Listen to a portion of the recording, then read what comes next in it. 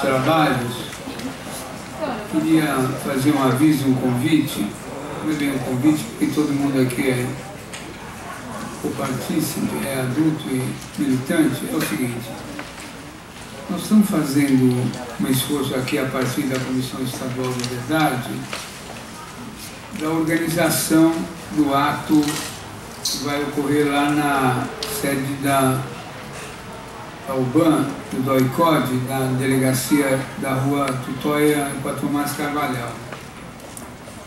Então está previsto um ato de 2 horas de duração que nós vamos tentar juntar todas as correntes de opinião e as formas dos grupos que reivindicam memória, verdade e justiça. Na abertura do ato vai ser lido um manifesto que vai tentar expressar o sentimento das pessoas em relação àquele prédio, né, que foi recentemente tombado, dos 50 anos da ditadura, e depois vai ter uma série de... O Coral Luther King vai fazer uma apresentação, uma cantata brasileira, vai cantar internacional, enfim, vai ser uma coisa muito bonita e outros artistas vão contribuir. Não vai ser um ato tipo vários oradores, a expressão da unificação vai estar... Neto, só um minutinho, eu não te atrapalhei em nenhum momento, por favor, só um minuto. Você sabe como esse momento é importante, desculpa falar no microfone. Então, esse ato do dia 31 de março é uma tentativa, e acredito que vai vingar, de fazer uma coisa forte, né? Os caras aí estão tentando chamar um ato aí para o dia 22, sabe-se o TFP, esses setores mais conservadores, alguns setores militares e tal. Bom, enfim, é evidente que esse ato precisa ter um bom quórum, um quórum qualificado, de gente representativa, gente da luta, gente que lutou, gente que luta, que também vai expressar o repúdio a essas novas formas de repressão contra os movimentos sociais, contra o genocídio, enfim. Então, também a gente tem claro que, embora o lugar não seja muito grande, se o ato não for consistente, esvaziado, o tiro pode sair um tiro no pé, né? Quer dizer, a gente até imaginava que havia uma enorme agenda de atos, manifestações, mas não é o que temos visto. Pelo contrário, até não fizemos o dia 1º de abril, que a gente achava que era o dia que havia a maior concentração, puxamos para o 31, para segunda-feira, para não colidir, para todo mundo ter seu espaço, mas nós vamos tentar fazer desse um grande ato nacional, lá no DOI-CODE, além do número de pessoas que foi assassinada lá e torturada, lá se tornou o grande Comando Nacional da Repressão. E esse trabalho que foi feito do tombamento do prédio, pode haver também a revogação do decreto que o Maluf fez para ceder o prédio para o Exército, em plena semana de 79 da votação da anistia. Bom, então eu fiz essa introdução toda, né, para ver se nós, enquanto militantes, organizados, no dia 31, às 10 horas da manhã, possamos mobilizar nossos companheiros, nossas bases, e fazer um grande ato nacional contra a ditadura, contra a repressão, a favor do esclarecimento dos cadáveres que permanecem ocultos e pela punição aos torturadores. Gostaria de dar um cumprimento. A única coisa que a gente precisa é o seguinte: botar o máximo de gente possível para a gente dar uma demonstração de que a sociedade organizada repudia o Dia Nacional da Vergonha, que é o dia do golpe, e também que a gente reforce a ideia de que aquele prédio que agora está tombado vire um memorial da luta contra a tortura e principalmente contra a ditadura. E aí é fundamental que cada sindicato, cada entidade assine um manifesto que vai ser lido lá. Como o Adriano bem falou, não vai ter espaço para cada um fazer intervenção a partir da sua entidade. E sim uma declaração, um manifesto único, lido lá, assinado por todas as entidades. Então era fundamental que, assim que seja possível, todo mundo passe para nós aqui, que nós estamos centralizando, a adesão a esse manifesto e principalmente que leve gente lá, cada entidade levar o máximo de gente para a gente fazer uma demonstração de que nós estamos repudiando o golpe e repudiamos principalmente a ditadura e a tortura que a ditadura fez. A tortura que ela fez e os assassinatos, os desaparecimentos. Então, basicamente é isso. O que a gente está pedindo é adesão para estar presente e adesão para a assinatura desse manifesto.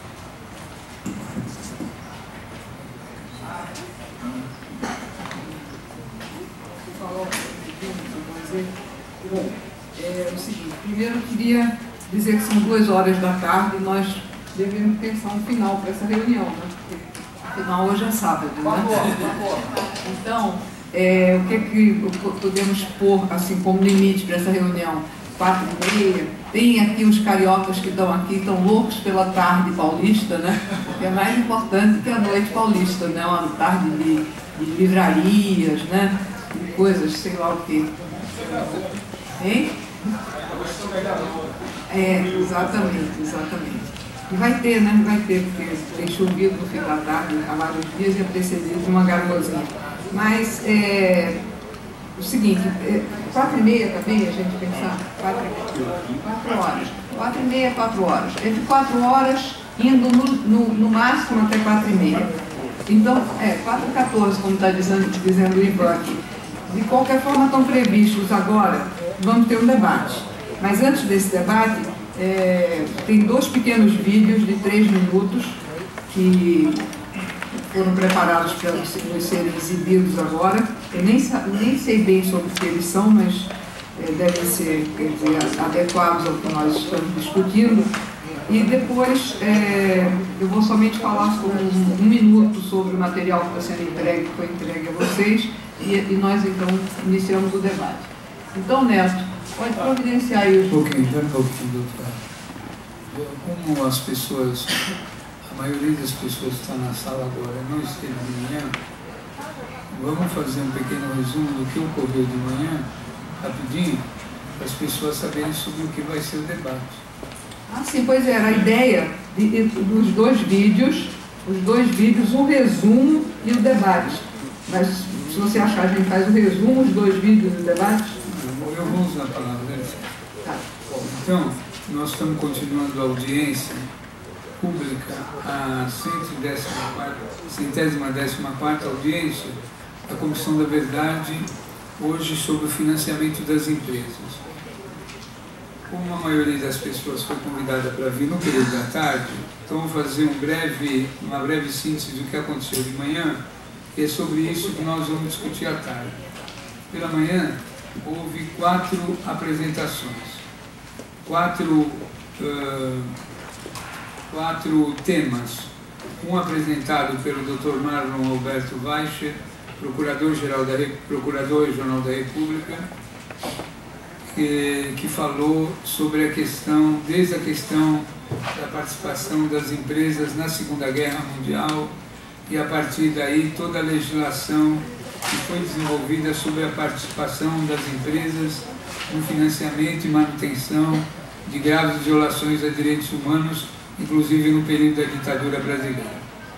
Em seguida, falou o professor Jorge José de Mello, que é mestre em História Social pela Universidade Federal Fluminense, cujo assunto da sua pesquisa, da sua tese, é sobre Boylensen, o empresário da ditadura, e a questão do empresariado paulista, OBAN, Operação Bandeirantes 1969 a 1971.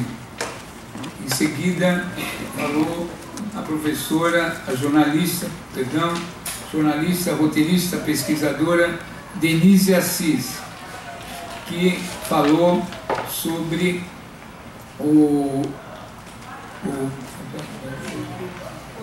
a construção do IPES, como foi preparada toda a desestabilização através da comunicação, dos grandes órgãos de comunicação, e finalmente como é que o IPES, inclusive, participou das ações armadas, da manutenção das companhias, do financiamento do golpe e depois da continuidade do golpe e a formação do SNI. Em seguida, o Pedro Henrique Pedreira Campos, que é professor de Política Externa Brasileira do Departamento de História e Relações Internacionais da UFRJ, que falou a respeito da ditadura dos empreiteiros, das grandes empreiteiras da construção civil, as empresas nacionais da construção pesada, suas formas associativas e o Estado ditatorial brasileiro. Então, pela manhã, houve a apresentação desses 4. Em seguida, o companheiro Américo Gomes, do Grupo da Memória da Convergência Socialista, apresentou o trabalho de como houve a perseguição e o financiamento através das multinacionais, das empresas, do setor do petróleo e da própria Petrobras, a perseguição, as listas e, finalmente, o Sebastião Neto, que é o coordenador do grupo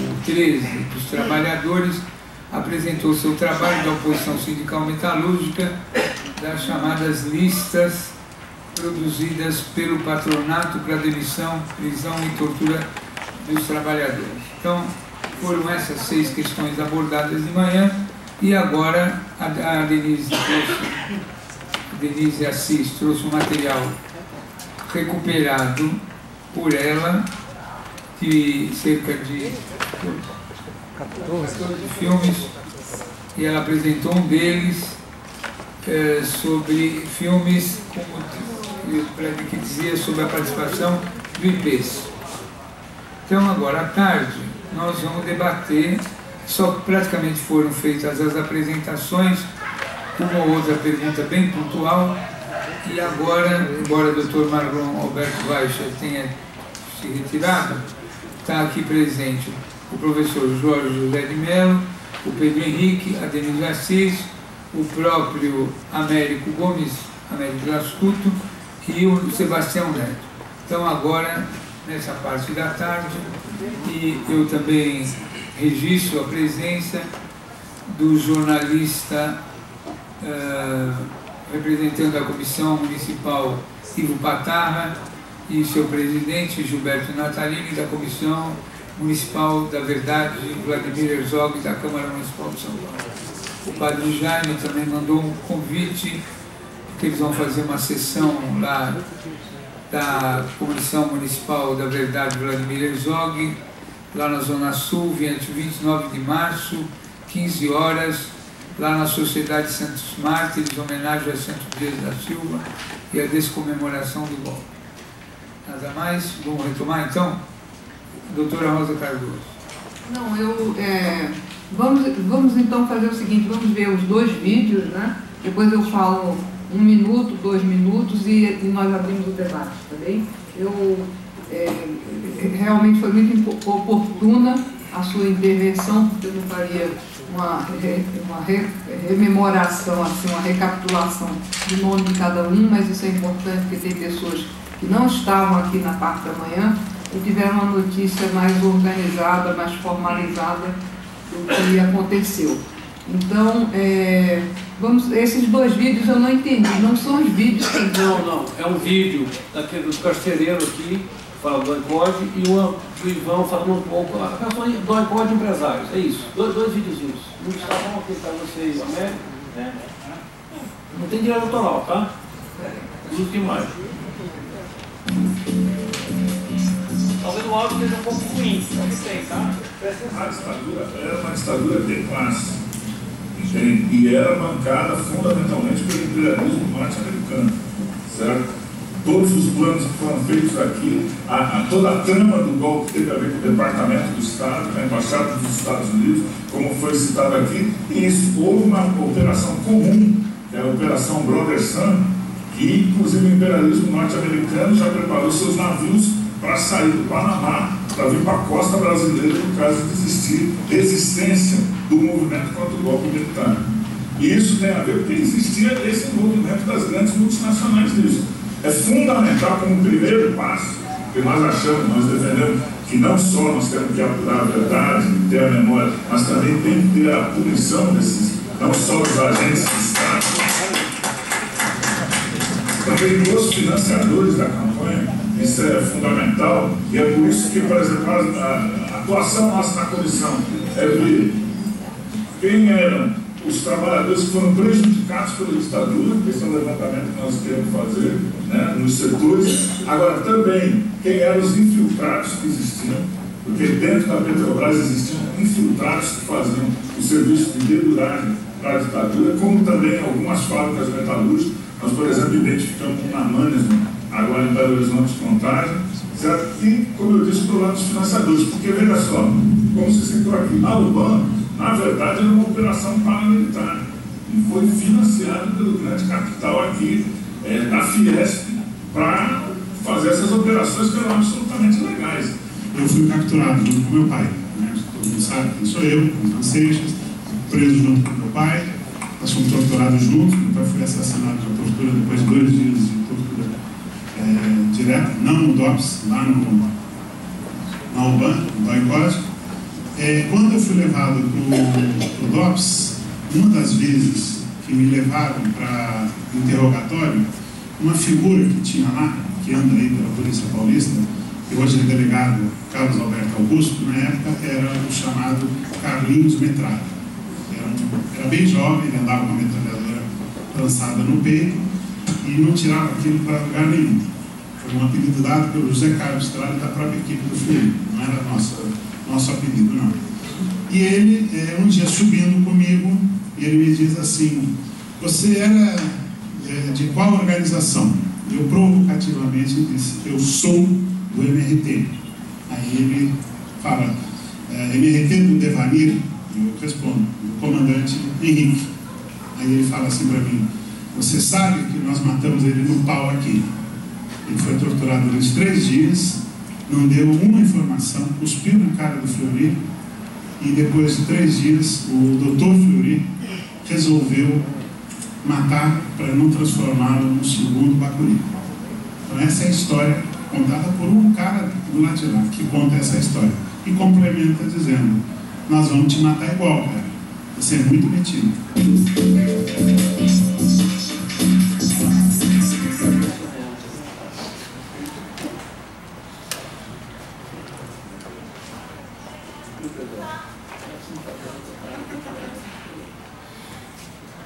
O pessoal tem que comentar alguma coisa. Esse cara estava no caminho, eu não me lembro se eu estava numa diligência com o outro delegado, às vezes em quando o doutor André, espirituoso do Periano, segundo ele disse mais tarde, você vai prestar concurso para delegado, então estou vacinando você já, você vai lá para participar, para você ver como é. Então eu falei: pô, doutor, o senhor também pode dar para caramba, né? Um castigo danado, eu sou da gente. Eu fiquei em dúvida até hoje, não sei se ele mandava por confiar na gente. E os outros que estavam ali, que tinham uma reserva, nunca pude chegar. Mas desse cheguei a desconfiar. Criei uma situação aí que não tem nada a ver. Esse piloto botou aquele que mordeu os Santos lá, o pessoal jogou à esquerda, disparou contra ele no caminho. Então, trabalhava lá. O que acontece? O Antônio André falou: está vindo na minha casa. Leva o nosso você lá, ficou 3 dias numa casa em Santo André, na esperança de que a pessoa interessada deveria aportar lá, de acordo com informações. Então, depois, precisava descansar um pouco. Você não era outro, não era Gabriel. Mas deixou a berreta, que é o que se tinha, ao lado da cama, tinha treinamento, tinha facilidade para usar o brinco. Inclusive, estou surdo hoje, porque no DOPS, dentro da garagem lá, embaixo da carceragem, o delegado, desculpe, nós temos um hotel aí, segura as contas aí para mim, presta atenção desses caras, ele é muito mais gostoso, né? Lá ficava com as palhas aí 2 horas seguidas, a Bernardinho ficou no prédio, foi recolher os espetáculos, tudo lá dentro. E 2 horas, o velho ouvido de som não aguentou. Hoje estou surdo, e a médica me disse que, infelizmente, o senhor abusou muito. Eu acho que foi aí. tudo bem, já era mais jovem, então a gente participou e me machuquei. O primeiro perdão é o tampão que a gente recebeu quando o diretor dos Zanavós veio visitar a fábrica aqui no Brasil, e o segurança deles veio trazer e foi visitar o DOPS antes de ir para o aeroporto. Que a delegacia de estrangeiro carcerária já no DOPS naquele tempo. Então, sendo que esse senhor apareceu numa reunião da General Motors, o chefe do gerente da segurança lá mandou um par de abafadores para o instrutor medir poder aguentar na sala o detalhe. Era 20 minutos e trabalhou.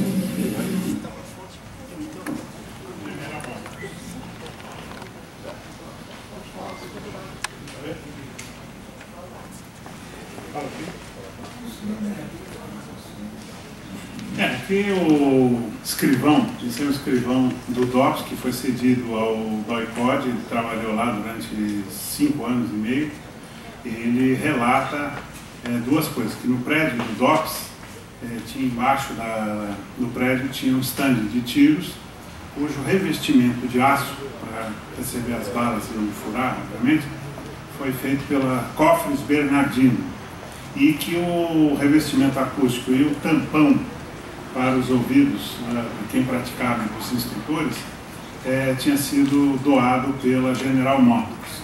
Num segundo momento, nesse depoimento dele, ele diz que o presidente da General Motors veio a São Paulo e foi visitar o DOPS e depois foi visitar o DOI-CODE. E a gente perguntou para ele, mas isso era normal? Ele falou, sim, a gente tinha visitas de empresários e a comida, por exemplo, era do Grupo Ultra. A gente recebia uma caixinha que era por fora e os militares recebiam não sei aonde, mas nós civis, nós recebíamos dentro da Secretaria de Segurança, no gabinete do secretário, era uma lista que tinha um valor que era à parte, não era uma coisa oficial. Então a gente recebia por fora esse dinheiro. Esse cidadão, ele dá o depoimento com assim, a tranquilidade e com as informações absolutamente batendo com tudo que a gente sempre soube, né? Que o Grupo Ultra, que era a Supergel, fornecia a comida para os oficiais e para os soldados, que iam lá comumente os empresários. Então ele confirmou tudo isso. E agora, nesse trecho do depoimento, ele fala da Cofres Bernardino doando o aço que fazia o revestimento para proteger dos tiros e a proteção acústica dada pela General Motors. Podemos então passar a parte do debate? Sim? Quer falar? Quando fala. Alô. Deixa eu só dar um recado antes, Geraldo. Desculpa. Essa fichinha que vocês receberam, rosa, tentem localizar com vocês. Porque quem estava de manhã ouviu e quem estava à tarde vai ouvir um pouco. Uma mídia preenchida.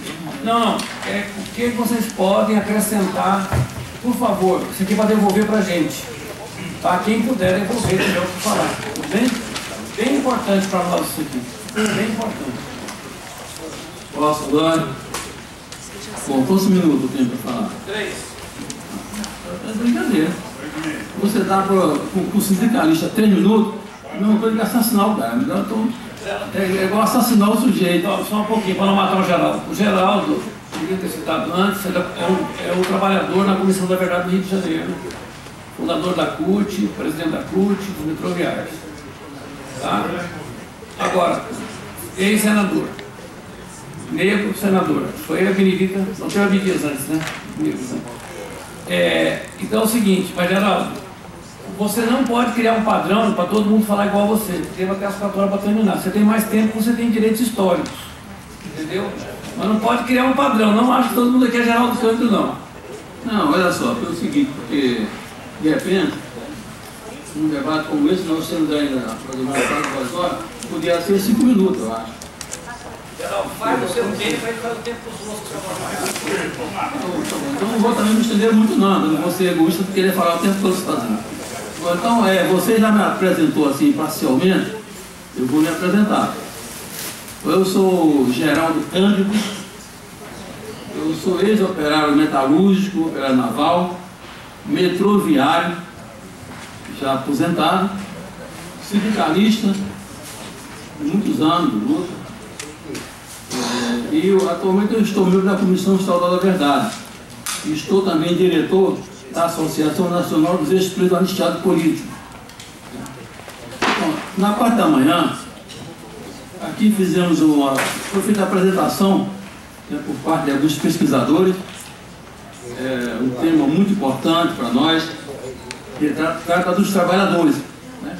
Golpe militar, o apoio dado pelo golpe civil, militar, empresarial, certo? E a luta dos trabalhadores, e a perseguição que foram submetidos nas fábricas e ainda são até hoje. Essa história mudou um pouco, mas ainda ela continua existindo. É uma história da repressão, polícia militar, civil, a repressão não mudou muito, estão aí os resquícios da ditadura. Lá no Rio de Janeiro, por exemplo, o estado onde eu vivo, lá a polícia é uma das mais violentas do Brasil. Mata diariamente, sequestra, mata, quer dizer, as coisas não mudaram muito. Nós temos um exemplo agora último do Amarildo, que é um desaparecido. Até hoje, pegaram o cidadão na comunidade, torturaram e mataram e sumiram o corpo do cidadão. Então, essas coisas precisam ser debatidas também. Ela está no bojo da discussão.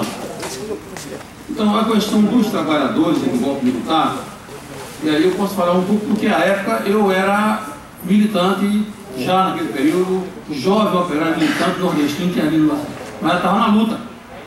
E participei no dia 13 de março no comício histórico da Central do Brasil, o comício da reforma de base.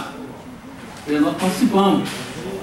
E depois, quando veio o golpe militar, nós já sabíamos que a barra ia pesar para o lado dos trabalhadores. Porque os sindicatos era justamente a maior organização que dava apoio ao governo Goulart, organização de base.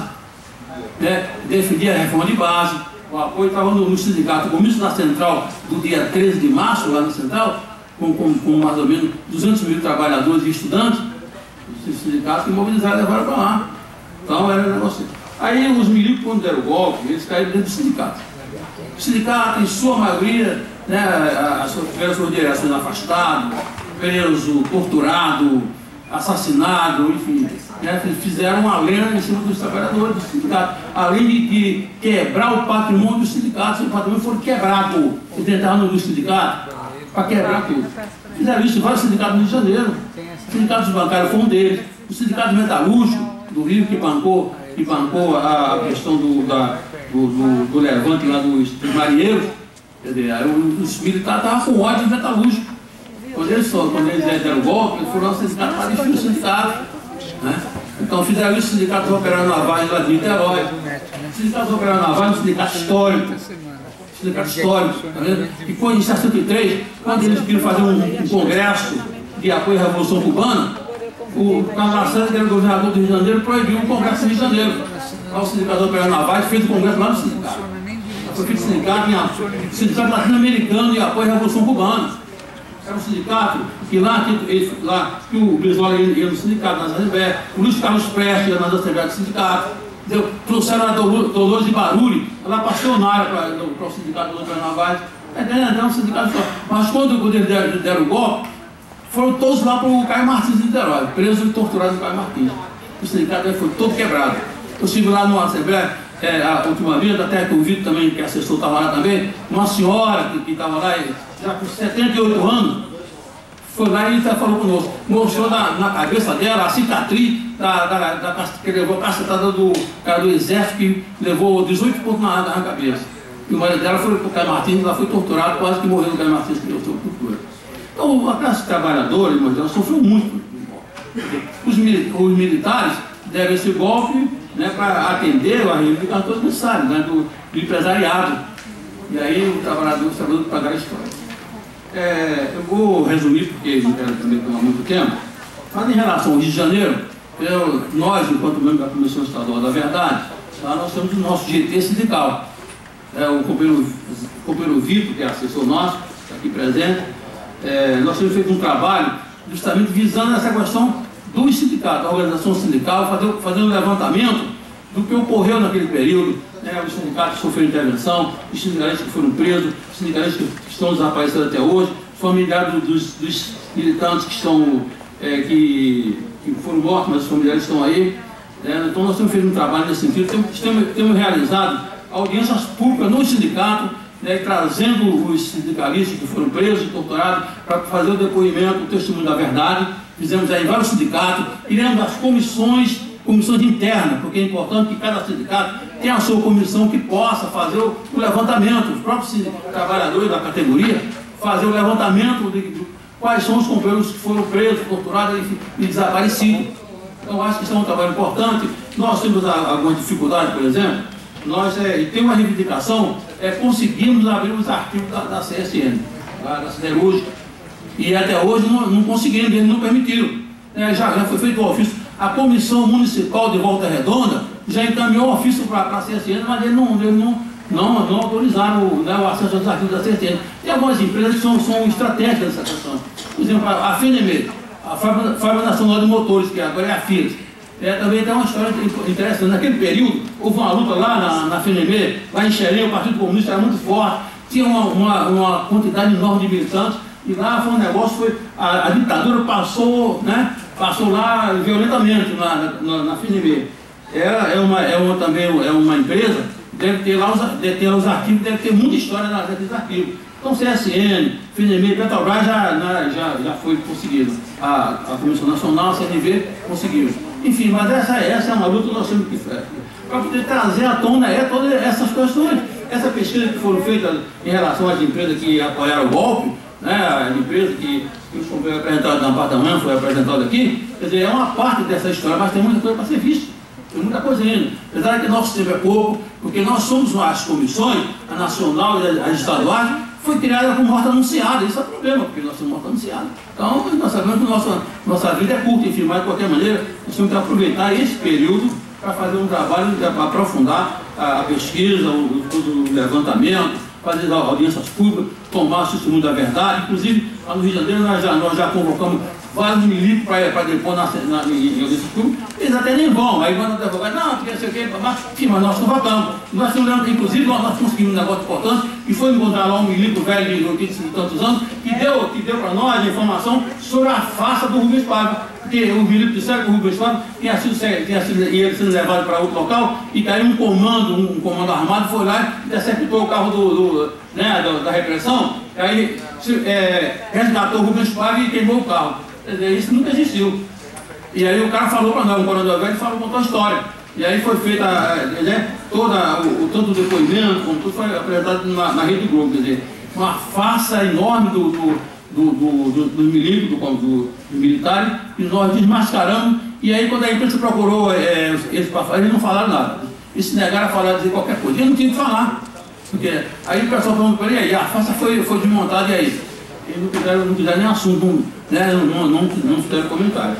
Então é esse o nosso trabalho. Eu vou encerrar, mas eu acho que é isso na comissão estadual. Nós estamos criando as comissões municipais, criamos a comissão municipal de Niterói, de Macaé, né, onde tem um estádio também em Macaé, um estádio de futebol, e no dia do golpe 64, foram para lá para esse estádio de futebol, 180 trabalhadores ferroviários foram para lá presos para o estádio de futebol. Quer dizer, aí o Caio Martins ficou com mais de 1000 presos. Depois lá no Caio Martins não cabia mais gente, aí mandaram lá para um local que pertence à rede ferroviária também, que funcionou como presídio. Além da Ilha das Flores, né, e outros locais onde foram feitas prisão, isso nem a parte, onde os locais de prisão e tortura dos trabalhadores. Então, encerrei a minha parte, Neto. Obrigado aí pela concessão de tempo.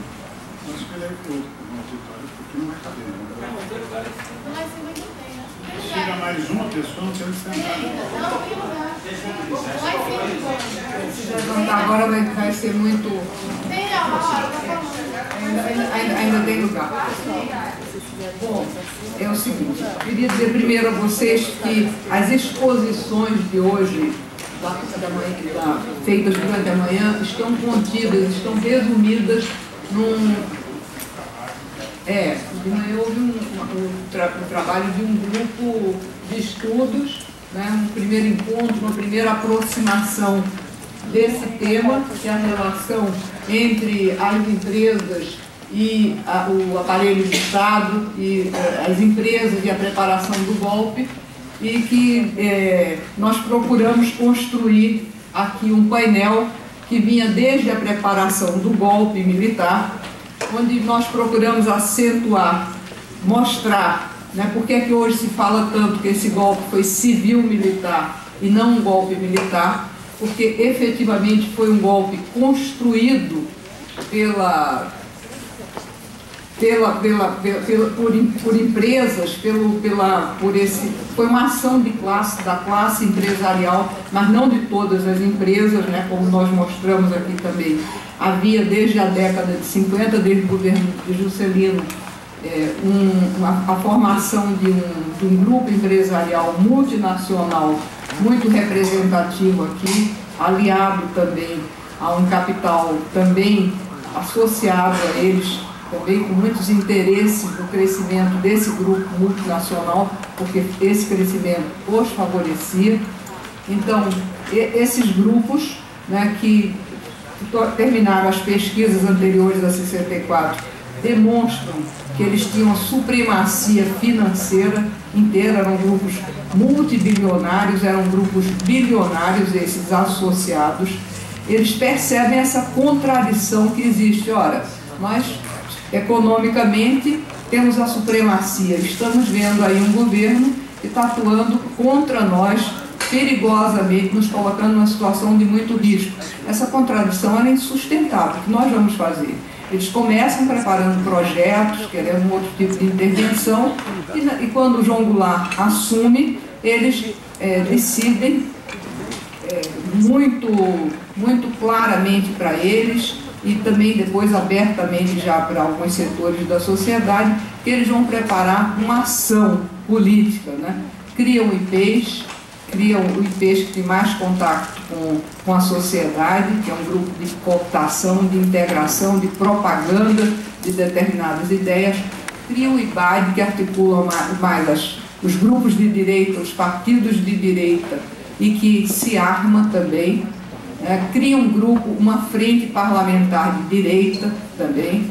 Então eles criam todo um aparato para dar o golpe e já começam, mais do que isso, a preparar dentro do IPES e do IBAD o governo, o novo governo, que assume com todo, quando o golpe é dado, quando a ditadura se inaugura e se desenvolve, ela assimila toda aquela estrutura do IPES. Por isso que não é uma escolha nossa, nós podemos até chamar de ditadura militar, mas nós vamos estar sempre tendo que lembrar que o golpe foi um golpe civil-militar, e civil-militar porque aí no sentido que não foram só os empresários, porque os empresários conseguiram manipular efetivamente a opinião e a participação pública, aqueles segmentos que a Denise falou, de mulheres, né, de igrejas, não só a católica, a protestante, envolver estudantes também, criar um sindicalismo paralelo, um sindicalismo de direita, um sindicalismo que fazia uma divisão, que gerava uma divisão dentro do sindicalismo autêntico.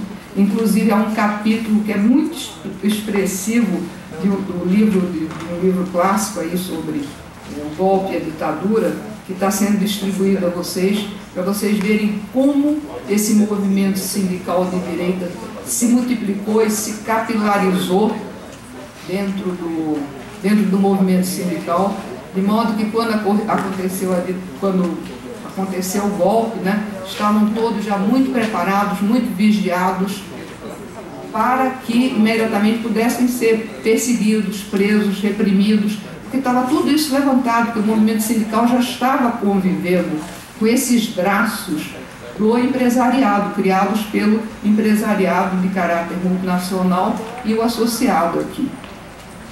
E de modo que nós tentamos traçar esse panorama, trazendo a Denise, que falou mais particularmente, inclusive, da política cultural feita, da parte de propaganda. Uma questão que nós temos que ver aí, esses dados, inclusive, que você deu de valores, de investimentos feitos, se referem só à área da cultura, do que foi gasto na área de cultura, que é que você pesquisou, né, que O IPES teve vários outros braços, né, que não foram somente na área de cultura, foram investimentos nas áreas mais diversas. Né, o IPES também não existiu somente nas principais capitais, ele teve escritórios de representação até no norte do país, até em Manaus, até em outras cidades. Ele realmente estava bem organizado, né? E tivemos uma segunda intervenção para mostrar como não com uma ligação exata com o IPES somente, porque o IPES foi um dos grupos civis empresariais, foi um grupo empresarial que preparou o golpe e a ditadura. Mas houve outros. O Paulo Egídio, por exemplo, pelo que nós ouvimos aqui, né, e pelo próprio depoimento do Paulo Egídio, havia outros grupos que tinham outras extrações e outras vinculações, por exemplo, um grupo de direita que fez a Revolução Constitucionalista. Então a gente falou aqui do Paulo Egídio, que já aglutinou um outro grupo, e houve outros grupos que se articulavam com o IPES, mas que também não tinham paciência para a ação militante, que o IPES terminou sendo um organismo de um ativismo político muito grande. Houve muitos membros da burguesia, do empresariado, que não tinham interesse nessa articulação, nessa exposição, até que para muitos essa exposição beneficiou e fez crescer e progredir profissionalmente, financeiramente, economicamente, né? Do ponto de vista empresarial. Para outros era um prejuízo, muitos queriam se ocultar. Os banqueiros não põem, você não vai ver tantos banqueiros pondo a cara nessa história, e eles estão profundamente comprometidos, né? Foi um núcleo aí da nossa burguesia que teve um papel muito significativo. Bom, então nós falamos disso, falamos então depois, pensando na questão da construção da UBAN, nós vimos um outro tipo de articulação aí do empresariado, já numa ditadura que tinha se tornado, que começava a se descolar desse elemento civil mais amplo, de mulheres, de igrejas, né? Dos estudantes, um conjunto de pessoas que pensaram que o golpe era para manter um regime democrático, para impedir um regime ditatorial, viram que não era nada disso, foi havendo um descolamento, um afastamento, uma rejeição a manter esse apoio. Mas a ditadura continua com um grande apoio empresarial. E aí se constrói a UBAN. A UBAN vai ser o modelo dos DOIs que vão ser criados depois nos outros estados, e vai haver permanentemente, de uma forma significativa até o fim, um apoio de grupos empresariais à ação desses organismos de segurança. Só quando realmente entramos na etapa do Rio Centro, dos atentados assim, insustentáveis mesmo politicamente, começa a haver um estranhamento, e que também está associado ao próprio afastamento do governo norte-americano, do apoio do governo americano ao que começou a acontecer no país. Então nós tivemos isso, tivemos depois um terceiro momento, que foi a discussão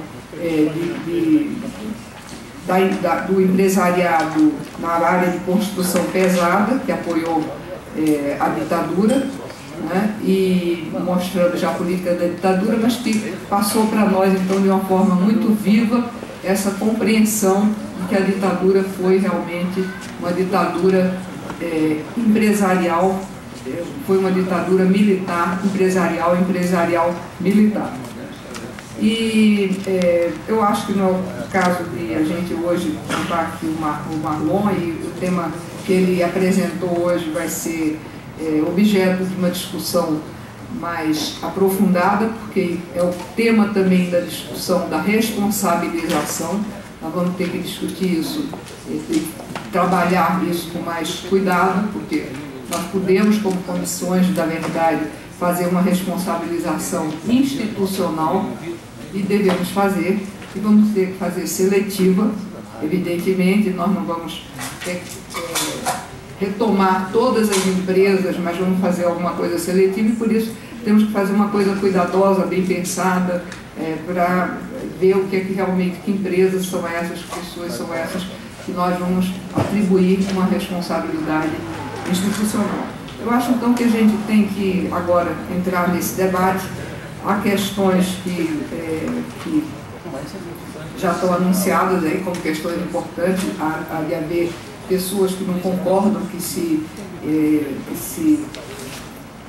avalie a natureza do regime como uma natureza civil-militar. Tem hoje uma posição já registrada, assim, de pessoas que acham que não, que o golpe foi militar, sim, e que não é significativa essa participação civil, ou que não expressa a natureza do regime. Talvez haja aqui esse tipo de pensamento, e gostaríamos de ouvir até a fundamentação disso. Eu ouvi aqui do Américo, por exemplo, uma afirmação que eu não sei se entendi bem, de que a UBAN é uma organização paramilitar. E aí, já abrindo o debate, passando a palavra a vocês, eu pergunto a ele o que é que ele está entendendo como paramilitar, porque muitos de nós têm entendido que a UBAN correspondeu, apesar de ser uma proposta pensada, ter sido uma iniciativa proposta, né, pela classe empresarial paulista, e imediatamente assimilada pelo Segundo Exército, pelas autoridades, ela se converteu. Isso confirma que os empresários faziam parte do regime. Ela se converteu numa política de Estado, né? Ela não foi clandestina, como a Casa da Morte em Petrópolis, por exemplo, foi clandestina, apesar também de o clandestino ela era clandestina, mas ela era uma política de Estado. A Casa da Morte não foi criada sem o conhecimento do alto comando, dos dirigentes, dos governantes. Foi criada, eles tinham conhecimento da Casa da Morte e do uso da Casa da Morte, porque ela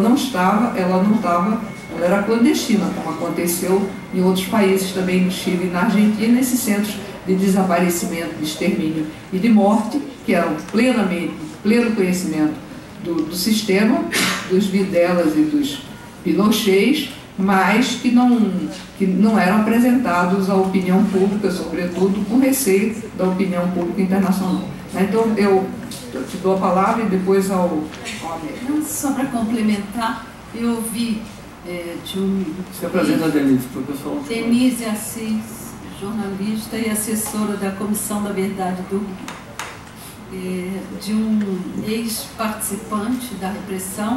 A expressão sobre a Casa da Morte de Petrópolis, ela era chamada condão, exatamente porque ela era um prosseguimento do primeiro exército na Sérvia. Condão.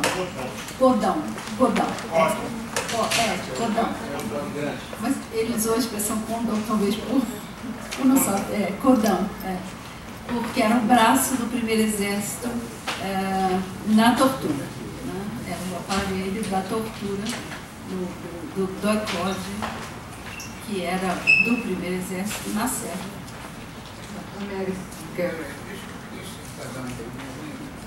Vamos fazer o seguinte, vamos pedir para os três que apresentaram os trabalhos de manhã, para que as pessoas não estão conseguindo se situar.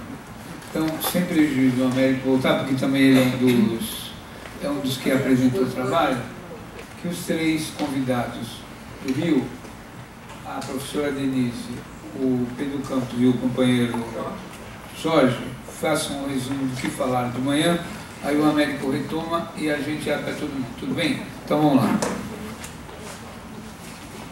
Pela ordem, sou eu mesma, vou abrir os trabalhos.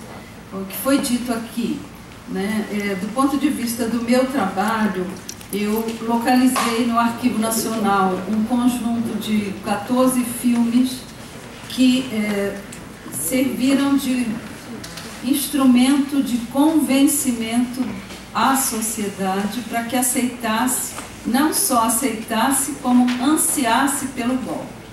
De que maneira esses filmes eram produzidos com o financiamento do grande empresariado carioca, Grupo do Cal, empresas ICOME, Petróleo União, Lista Telefônica Brasileira e todos os órgãos de comunicação, tudo isso com apoio financeiro e de espaço. Esses filmes foram produzidos e ficaram esquecidos depois do sucesso do golpe, ficaram esquecidos no Arquivo Nacional. E não só esquecidos, como proibidos de serem exibidos, porque não se conhecia a autoria deles. E isso poderia gerar um processo de autoria, enfim, o arquivo sempre os manteve fora da sala de pesquisa. E quando eu os conheci, pedi que fossem projetados, eu me ofereci para desvendar a questão da autoria e ficou muito claro para mim que eles foram pagos e produzidos pelo IPES, e se o acervo do IPES foi doado ao Arquivo Nacional, logicamente que o conjunto de filmes fazia parte dessa doação e poderiam sim serem exibidos. Só que eles estavam em situação tão precária que tiveram que passar por um processo de restauração, e eu fiz isso com o apoio da FAPERJ, que é a Fundação de Pesquisa do Estado do Rio, e ao restaurá-los eu me senti na obrigação de contextualizar o discurso desses filmes, porque ele é muito atual. Esse discurso, ele procura apontar a deficiência dos vários segmentos da sociedade,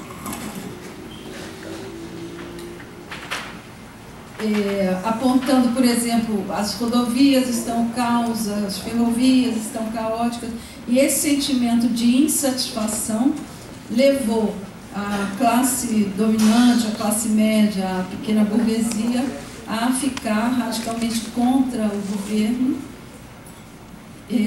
ansiando e desejando a sua queda. Foi por isso que nós tivemos aquelas senhoras rezando o terço em agradecimento na Rio Branco, graças a esse massivo material financiado pelo grande empresariado, com o apoio da igreja, que cedia também seus espaços, como a doutora Rosa bem colocou, igreja católica, igreja protestante, e os vários segmentos da sociedade interessados na queda do governo e que aderiram a esse discurso.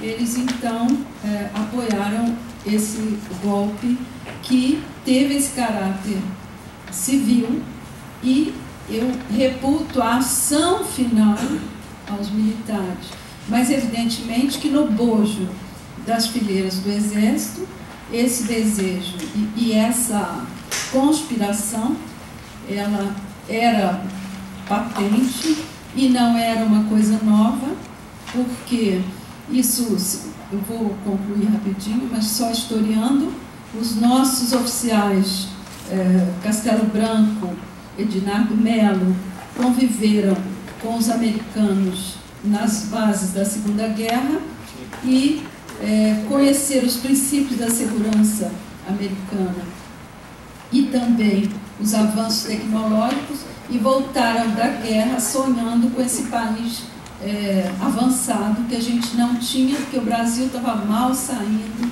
da sua fase agrícola, tinha acabado de se industrializar com o Juscelino Kubitschek, trazendo as empresas automobilísticas, e esses generais, unidos dentro da Escola Superior de Guerra, começaram a projetar esse país avançado sob os auspícios deles e da classe dominante. E foi aí, então, que gerou essa necessidade entre eles de conspirar para a tomada do governo e a execução desse projeto tecno-americano, digamos assim. E é aí que a sociedade converge os seus interesses para a derrubada do governo Jango. O que eu expus de manhã, e a doutora Rosa muito bem me questionou agora, sobre a questão da forma de se fazer isso, foi principalmente através da cultura, lançando jornais, programas de televisão, filmes, livros que explicassem, expusessem essas ideias de direita e de tornar esse país um governo de direita. E esse financiamento, o grosso do que entrava em termos de recurso no IPES era para essa ação de mídia, de compra de espaço, de produção de filmes e de produção de programas de TV, mas também, de um lado, armando o IBAD e preparando essa contra-ofensiva para o golpe, e por outro, formando, através de um curso de economia que eles davam, os gestores do futuro das estatais. Só para chamar a atenção, basicamente a direção do IPES, assim que o golpe saiu vitorioso, eles foram todos nomeados para cargos em estatais. O Glaico de Paiva foi ser presidente do BNDES, outros foram para a Petrobras e por aí afora. Então, foi no IPES que foram gestados esses dirigentes de estatais de primeiro, segundo e terceiro escalão. Você me dá uma parte, também até de sindicatos, eles tinham um curso também sindical, né? E esses sindicalistas entraram também, quando houve intervenção nos sindicatos, entraram em alguma medida nos sindicatos. Como pelegos. Então, houve essa destinação de recursos para a formação de quadros, muito bem lembrado, lideranças sindicais, dirigentes para as estatais, e mais um passo, eles financiaram os cursos de sociologia da PUC. Eram eles que montavam as grades curriculares dos cursos de sociologia da PUC para formar lideranças sindicais e lideranças políticas. Então, é basicamente isso. Obrigada.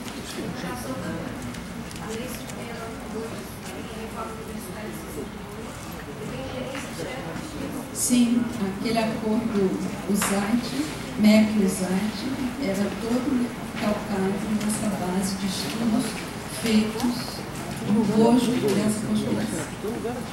Obrigada. Bom, meu nome é Jorge Melo, sou do Rio de Janeiro, sou jornalista e, ao contrário do que falou o deputado Diogo, eu não sou professor, estou mestrando. Eu fiz uma pesquisa sobre Bollinger e, para quem não conhece, Henrik Albert Bollinger era o presidente, em 1971, ele era o presidente da Ultragás, que era uma grande empresa, ainda hoje é uma grande empresa. E ele foi justiçado por duas organizações de esquerda, o MRT, que era o Movimento Revolucionário Tiradentes, e a ALN, que era a Ação Libertadora Nacional, dois movimentos que tinham maior força aqui em São Paulo. E por que ele foi assassinado? Porque ele era um dos principais colaboradores do setor empresarial com a UBAN. A UBAN foi um laboratório, né? Na realidade era uma experiência que visava derrotar os grupos de luta armadas que começaram a fazer ações a partir do ano de 1967. Os empresários paulistas, na época, a economia, o empresariado paulista, na época, dominava mais ou menos 40% do PIB brasileiro. E ficaram muito preocupados com ações, algumas ações, inclusive, como o sequestro um ataque ao quartel do Exército. Ficaram muito preocupados com algumas ações que, de alguma maneira, davam uma visão de conflagração do país, né? E isso poderia, no futuro próximo, atrapalhar os investimentos, né, na economia brasileira. Então, segundo todos os indícios, são de que esse grupo, que já tinha uma boa relação com o Segundo Exército, desde os idos de 64, quando investiu na reequipagem do Segundo Exército, né, com medo de que o Brizola e o João Goulart conseguissem mobilizar as forças do Exército do Sul e conseguissem vencer o golpe que eles tinham planejado. Então, desde 63, esse grupo já tinha uma intimidade muito grande com o Segundo Exército e, inclusive, reequipou esse Segundo Exército. Então, a partir desse grupo de empresários que se juntou para tentar dar o golpe e garantir a vitória do golpe, saíram vários grupos de empresários e alguns desses grupos se armaram, até que, quando chegou em 67, 68, eles resolveram sugerir a criação desse órgão, que juntava o Exército, que tinha o comando, mas juntava também a Força Pública de São Paulo, a Polícia Federal, o antigo DOPS e as outras forças, a Aeronáutica e Marinha. Então, a montagem da UBAN, que depois acabou se servindo de modelo para os DOI-CODs, foi financiada pelos empresários paulistas. Quer dizer, e agora, o interessante é que naquela época, como as decisões econômicas estavam muito centralizadas na mão do governo, colaborar com um tipo de estrutura desse era ter acesso livre e privilegiado aos recursos públicos, né? Então, vários desses empresários colaboravam muito, alguns ideologicamente, como Boris e como, por exemplo, o presidente do Banco Mercantil de São Paulo, Gastão Bueno Vidigal. Colaboravam de forma ideológica, mas havia muitos empresários que colaboravam mesmo para poder ter mais acesso aos próprios recursos. Esse grupo, há uma dúvida sobre o tempo que durou essa colaboração. Certamente eles montaram, foram responsáveis pelos primeiros recursos para montar o equipamento da Operação Bandeirante. Mas, segundo alguns defendem, a partir de 1970, quando o governo já tinha mais recursos, a responsabilidade sobre o DOI-COD ficou com o governo. Mas isso é uma questão que a gente ainda não tem uma resposta. De qualquer maneira, é importante destacar, primeiro, que a estrutura da UBAN, que é a estrutura repressiva, que foi a mais eficiente em termos de luta contra as organizações de esquerda armada, foi montada por empresários, foi uma iniciativa do empresariado que foi encampada imediatamente pelo Exército. E o que mostra, né, que houve uma participação talvez muito maior do que a gente imagina, de setores importantes do empresário brasileiro, não só com a ditadura militar, mas também com o sistema repressivo.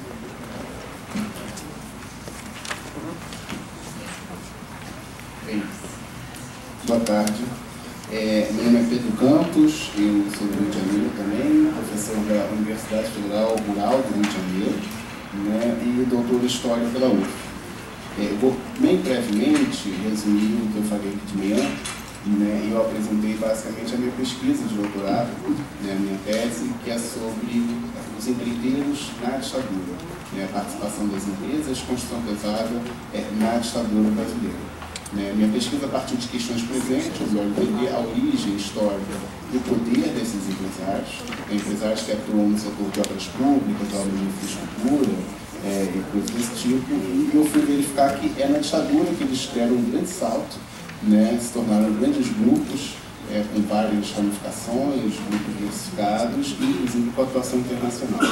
Né? E o que eu notei é que esses empresários tiveram um empenho muito grande, tanto na deflagração do golpe civil-militar de 64, né, como no próprio regime. Né? Eles aderiram ao regime, alguns inclusive contribuíram com iniciativas como a Operação Bandeirantes, né, contribuindo com projetos políticos de figuras assimiladas ao regime, né?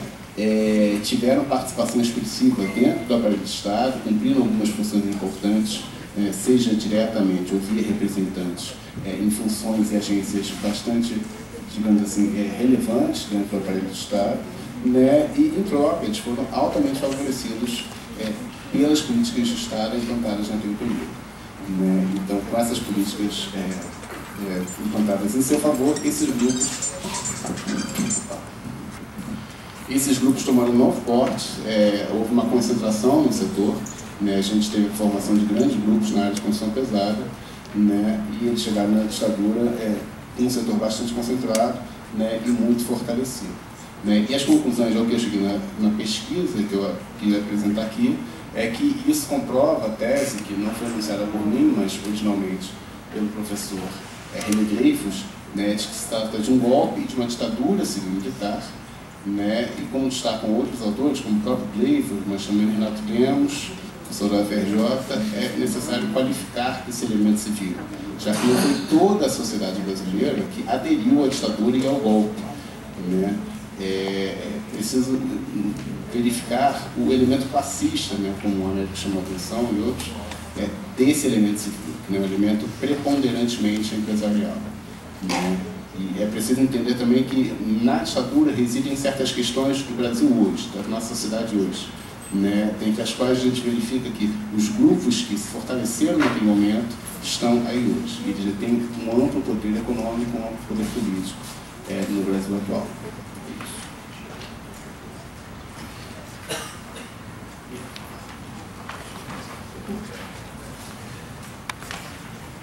Adriano, eu pergunto, você, parece que há uma certa discussão aqui entre os organizadores de se a sala vai caber quem está chegando, se fica aqui, não fica... Deixa eu fazer um encaminhamento. Eu estou me sentindo ultra mal, porque essa sala está recém-reformada, não foi instalado ar-condicionado, as pessoas estão mal acomodadas. Então, foi pedido para que a gente usasse 2 auditórios. Aí pediram para continuar aqui. Eu queria pedir, ver que o pessoal da audiofonia e das câmeras fixas, se tem algum problema, primeiro a audiofonia, porque é o básico. Se tem algum problema a gente abrir o Teotônio Vilela e todo mundo para lá, tudo bem para você? TV, Assembleia, tudo bem? Todo mundo ir para lá?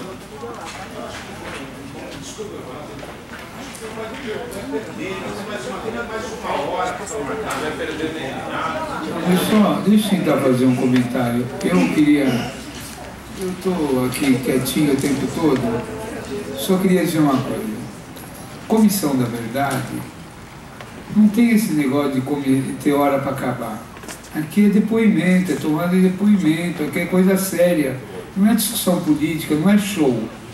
Aqui é Comissão da Verdade. Se precisar, eu que sou anfitrião, vou falar agora, vou dar um murro na mesa. Eu que sou anfitrião, se precisar ficar até 7, 8, 9 horas da noite, não tem problema. Quem não aguentar, agora o que não dá é a gente chamar as pessoas vêm de outros estados, as pessoas sequer estão sentadas, está um improviso absurdo, eu estou me sentindo ultra mal, tanto é que eu não estou, nem mesa constituída tem, nem mesa, está esse agregado aqui, esse ajuntamento. Então eu queria pedir respeitosamente, porém de uma forma firme, interrupção dos trabalhos de 10 minutos para que a gente possa receber de uma forma adequada. 2 minutos, é um corredor só, gente, não tem problema.